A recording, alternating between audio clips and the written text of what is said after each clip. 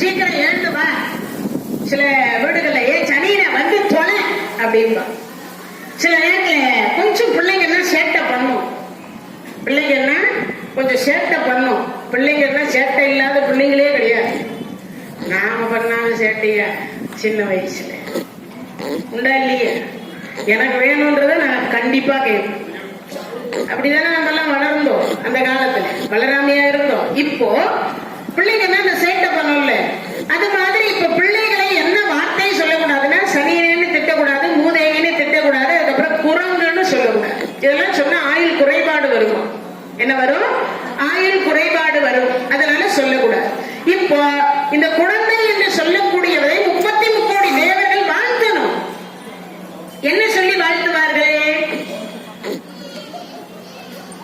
சிரஞ்சீவியாக வாழ்த்தணும். தீர்காயுஷ்மான் பவ இப்படி சொல்லி வாழ்த்தோம். ஆனா இவரை வாழ்த்த முடியுமான்னா முடியல. எல்லாரும் வந்த தேவர்கள் அப்படியே நிக்கிறாங்க. சிலாதன மகரிஷி போய், தேவர்களே, ஏன் என் குழந்தையை வாழ்த்த மாட்டேன் என்று சொல்லுகிறீர்கள்? அவனை வாழ்த்துங்கள் அப்படின்னு. இல்ல, குழந்தைக்கு ஆயுள் இல்லை. அவன் இன்னும் சில ஆண்டு காலம் தான் உயிரோடு இருப்பான். அச்சோ, எனக்கு அவனை கொல்லி வைக்கணுமே.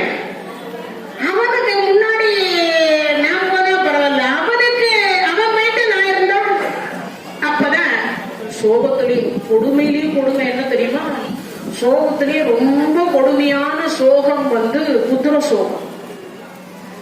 நாம உயிரோட இருந்துட்டு நம்ம பிள்ளை இறந்து விட்டால் அதை விட பெற்ற தாய் தந்தையருக்கு இந்த பூமி வந்து நரகம். அந்த வயதில் இருக்கக்கூடிய பிள்ளைகளை பார்க்கின்ற பொழுதெல்லாம் நமக்கு என்ன தோணும்?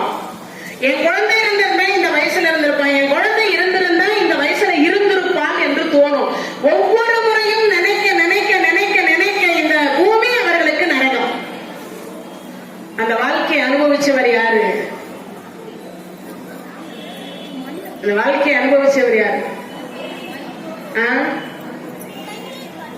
பாரதத்தில் யார் அனுபவிச்சார்? அர்ஜுன பெருமான் அனுபவித்தார்.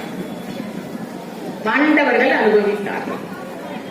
தனக்கு கொல்லி போடுற பிள்ளைகளை கீதையினுடைய சாரத்தை கேட்ட அர்ஜுன பெருமான் அபிமன்யு இறந்த உடனே, அண்ணா நெருப்பு மூட்டி கொடுங்க, நான் இறந்தே தீருவேன். இவன் இறந்து விடுவான்னு தெரிஞ்சு அவங்க அப்பனை வர வச்சு அக்னியை வலம் வர வச்சார் பகவான். அப்படி வலம் வந்து முடிச்சு அடுத்த வினாடி பார்த்தார். ஏன் சுவாமி வலம் வரீங்கன்னு அர்ஜுன பெருமான் போய் கேட்டார். கேட்ட உடனே சொல்றார், எனக்கு கொல்லி வைப்பான்னு பார்த்தேன், இருந்தது ஒரே ஒரு பையன், அவன் விதிவசத்தால் இறந்து விட்டான். அதனால அவனுக்கு நெருப்பு வச்சுட்டு அதே நெருப்புல நான் விழுந்து இறந்து போறேன்னு யாரு? இங்கிரன் கிட வேதியரா வந்து சொன்னார். உடனே சொன்னார், ஏயா கீதை கேட்டது இல்லையா? தற்கொலை செய்து கொண்டால் மீண்டும் மனித பிறவி கிடைக்காது என்பது தெரியாதா? வேதத்தில் சொல்லி இருக்கிறது புரியாதா? சொல்லுவது எல்லோருக்கும் எளிதான், ஆனால் சொல்லிய வண்ணம் செயல். திருவள்ளுவருடைய வாக்கு. சொல்றது எல்லாருக்கும் ஈஸி, ஆனா அதன் வழியில நடப்பது ரொம்ப கஷ்டம். அப்பதான் இந்திரன் சொல்றான், கேட வேதியரா இருக்கிற இந்திரன் சொல்றேன், இப்ப மகாபாரத யுத்தம் நடந்துருக்கு. எடுத்த உடனே உன் பையன் அவன் சொல்லல. என்ன சொல்றாரு அவரு? அண்ணனோ தம்பியோ மாமனோ மச்சானோ மகனோ இறந்தால் நீ இறக்க மாட்டேன்னு சொல்லி எனக்கு சத்தியம் செய்து கொடு, நான் இறக்க மாட்டேன் சொன்ன அடுத்த வினாடி பார்த்தார். அட போயா, நீ கீதையை கேட்கலையே. அது மாயை. இந்த பெண் மாயை, மனைவி மக்கள் மாயை எல்லாம். எத்தனை இந்த ஜென்மத்துக்கு ஒரு பையன் வந்து செத்து போயிட்டானா அந்த ஜென்மாந்தரத்துக்கும் பழசங்க வந்துட்டே தான் இருப்பாங்க. எந்த பிள்ளைக்காக அழுவது? எந்த பிள்ளைக்காக நம்ம சாவது? இந்த பிறவி அப்படிப்பட்ட பிறவி. பிறவி எழுந்தோறும் வந்துட்டே இருப்பாங்க. மனைவி வருவா, பிள்ளைங்க வருவாங்க, கஷ்டம் வரும், துன்பம் வரும். அதனால நான் சாக மாட்டேன். அப்ப அவர் ஒரு வார்த்தை சொன்னார், சாக மாட்டேன்னு எல்லாம் சொல்லாத, சத்தியம் பண்ணணும்னா கையை இப்படி நீட்டினார். நான் சொன்னதை திருப்பி சொல்லணும்னார்.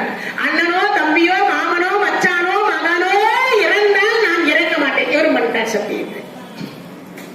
பண்ணி முடிச்சு அடுத்த வினாடி போது தேர் பாசறைக்கு உள்ள நுழையுது.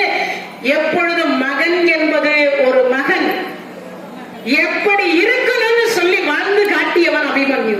அபிமன்யுவை போன்று ஒரு பிள்ளை எல்லா தாய் தந்தையரும் நீங்க எல்லாம் கேட்கணும்னா அபிமன்யுவை போன்று பிள்ளைகள் கேட்கணும். என்னை உள்பட கை தட்டுங்க.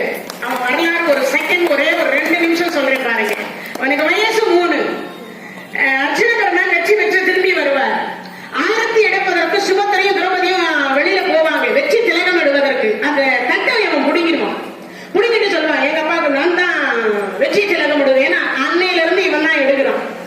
எடுத்து முடிச்சு வச்சு அப்படி வச்சுட்டதுக்கு அப்புறம் வலக்கரம் கொடுத்துதான் கீழே இறக்குவான்.